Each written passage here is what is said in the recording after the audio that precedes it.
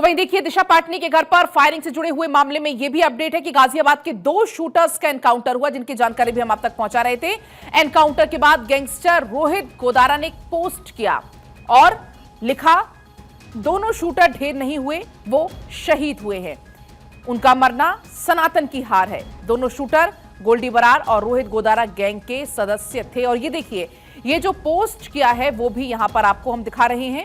ये पोस्ट करते हुए गाजियाबाद में दरअसल 2 शूटर्स जिनका एनकाउंटर हुआ था, गैंगस्टर रोहित गोदारा ने अब ये एक पोस्ट किया है सोशल मीडिया अकाउंट पर। और इसमें इस बात का जिक्र है कि ये जो दोनों ही शूटर थे वो ढेर नहीं हुए हैं, बल्कि वो शहीद हुए हैं। गैंगस्टर गोदारा की तरफ से ये भी लिखा गया, उनका मरना सनातन की हार है। दोनों शूटर गोल्डी बरार और रोहित गोदारा गैंग के सदस्य थे।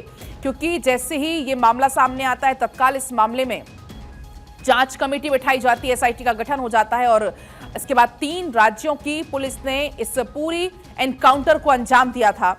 और ऐसे में जो दिशा पाटनी के पिता हैं, उनकी तरफ से ये कहा भी गया कि जिस तरीके से तत्काल इसमें एक्शन लिया गया और जो आरोपी है उसका एनकाउंटर हुआ, इसके लिए वो धन्यवाद ज्ञापित करते हुए भी सीएम योगी को नजर आए थे। क्योंकि आपने कई बार सुना होगा उत्तर प्रदेश के मुख्यमंत्री योगी आदित्यनाथ को ये कहते हुए कि किसी भी कीमत पर इस तरीके से कोई भी घटना बर्दाश्त नहीं की जाएगी।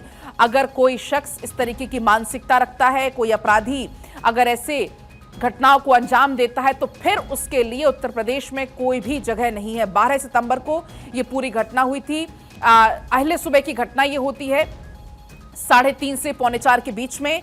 बरेली के सिविल लाइन इलाके की ये घटना थी। गोल्डी बरार गैंग ने इस घटना की तत्काल जिम्मेदारी भी ले ली थी। जैसे ये खबर मीडिया में आई थी, अपने गुर्गों के जरिए फायरिंग कराने का दावा किया था। और अब ये जो एक और पोस्ट है, वो एनकाउंटर के बाद का पोस्ट आपको हम दिखा रहे हैं, जहां पर गाजियाबाद में 2 शूटर्स का जब एनकाउंटर हुआ और उसके बाद ये एक और पोस्ट सोशल मीडिया अकाउंट पर किया गया और ये कहा गया कि ये दोनों ही शूटर ढेर नहीं हुए, बल्कि वो शहीद हुए हैं। एक तरीके से दहशत फैलाने की इनकी पूरी कोशिश थी। 4 से 5 की संख्या में बताए जा रहे हैं कि ये आरोपी थे। पूरी प्लानिंग प्लॉटिंग इनके द्वारा की गई और बदमाशों ने रेकी बाकायदा की थी। काली सुपर स्प्लेंडर पर ये दोनों ही बदमाश आए थे। कुछ एक अलग अलग फुटेज भी आपको हम इसमें लगातार दिखा रहे हैं। बदमाशों ने रेकी की और उसके बाद फायरिंग की। सफेद अपाचे बाइक पर 2 बदमाश आए थे। बदमाशों ने रेकी करने के बाद कई राउंड फायरिंग की थी। लेकिन हमले के पीछे कौन है? क्योंकि गोल्डी बरार गैंग ने इसकी हमले की जिम्मेदारी ले ली थी। रोहित गोदारा और गोल्डी बरार गैंग ने साजिश पूरी इसकी रची थी। दिशा के परिवार से मोटी रकम वसूलने की भी इसके पीछे साजिश थी। गैंग ने कई हफ्तों तक दिशा के घर की रेकी की थी। 4 शूटर रविंद्र, अरुण, नकुल और विजय इसमें शामिल थे। रविंद्र फतेहाबाद कोर्ट में फायरिंग में वांटेड भी था। गोल्डी बरार गैंग ने हमले की जिम्मेदारी भी ली थी। दरअसल पड़ोसी ने 11 सितंबर को इस फायरिंग की जानकारी दी थी। पुलिस ने आसपास के लगभग 2500 से भी ज्यादा फुटेज खंगाले, सीसीटीवी कैमरे खंगाले। 4 शूटर उसमें नजर आते हैं। एक शूटर ने लाल जूतों पर पुलिस का ध्यान जाता है और ऐसे सर्विलांस और क्राइम डेटाबेस में से लोकेशन पता लगाई जाती है। चारों शूटर्स बरेली के एक पंजाब होटल में ठहरे थे और वो फुटेज भी अब सामने आ गया है। सोमवार को पुलिस की टीम को कुछ महत्वपूर्ण इनपुट इनको लेकर मिलते हैं। आपको बता दें, एसीपी एसआई की टीम को कुछ इनपुट मिला। रविंद्र और अरुण के गाजियाबाद में होने की जानकारी मिली और इसके बाद आपको बता दें कि बुधवार की दोपहर को पुलिस ने ट्रॉनिका सिटी में लोकेशन इनकी ट्रेस की। बुधवार की शाम लगभग 7:30 बजे पुलिस ने बदमाशों को रोका। पुलिस ने बाइक रोकी और सरेंडर करने को भी इस दौरान कहा गया।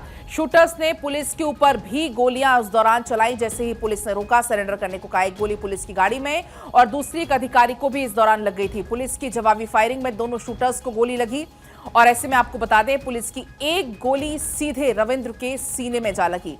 अरुण की गर्दन और छाती में गोली लगी। इस एनकाउंटर की क्या कुछ अब तक अपडेट इसमें है? दोनों को हॉस्पिटल ले जाया गया, लेकिन तब तक उनकी मौत हो चुकी थी। तो ये पूरा मामला था, सामने आया था। कई सारे फुटेज अब तक इसमें सामने आ चुके हैं।